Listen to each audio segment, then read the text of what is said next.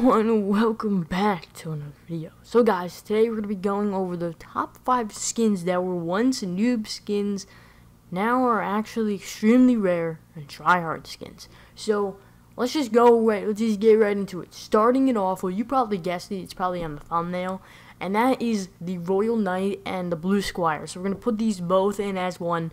And back in the day in Season 2, when you saw these, and I remember being myself, I remember just being just terrified, of everything. I remember, just like, oh my god, I don't want to run into anybody. I used to think that, having 100 wood was a lot of mats, and I just remember just being a complete and utter noob, thinking that I was good back then.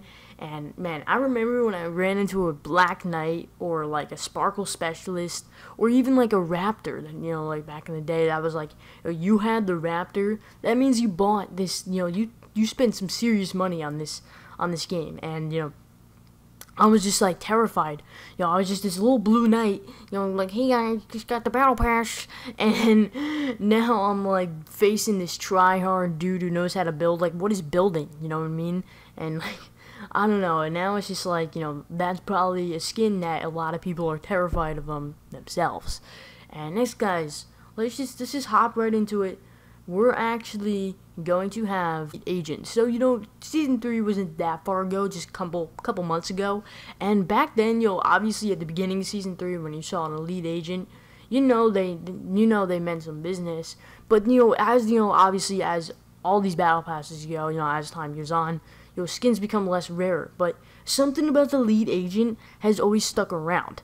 But back, when in Season 3 everybody was starting to get the elite agent, it did become a noob skin, and now we see at Season 5, I mean, I was watching the Fortnite Summer Skirmish. Dude, the amount of elite agents I've seen in there is actually insane. Like, half the lobby is legit running a lead agent with like Black Shield or something.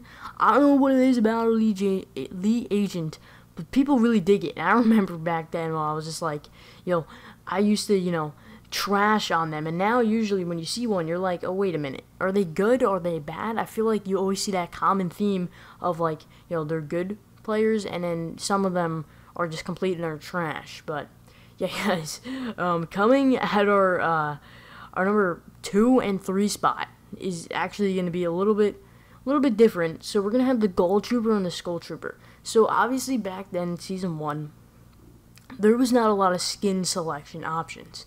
There was legitimately, the Skull Trooper and the Renegade Raider and the Gold Trooper.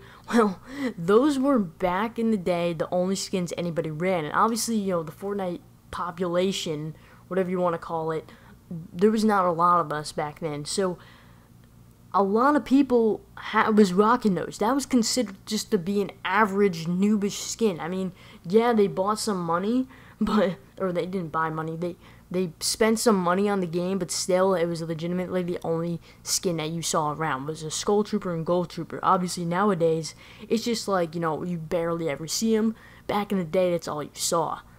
So here in Season 5, we actually have some pretty rare Season 1 skins, and I'm going to kind of go over them right now. So obviously we have Pathfinder that came out, I believe, yesterday, and I unfortunately wasn't home to get it, but we actually have some other ones, like the Renegade, the Commando, obviously has been shot plenty of other times.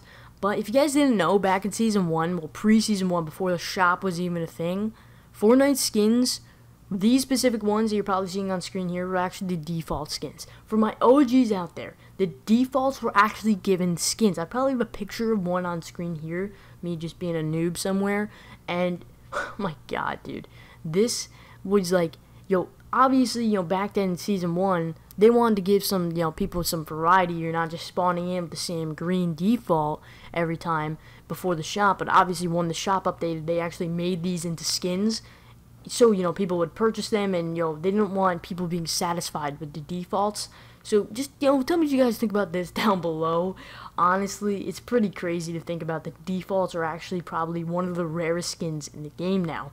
And yeah, guys, if you guys did enjoy, leave a like and subscribe. I'm going to be posting tonight and stuff like that. See you guys all later. Peace out.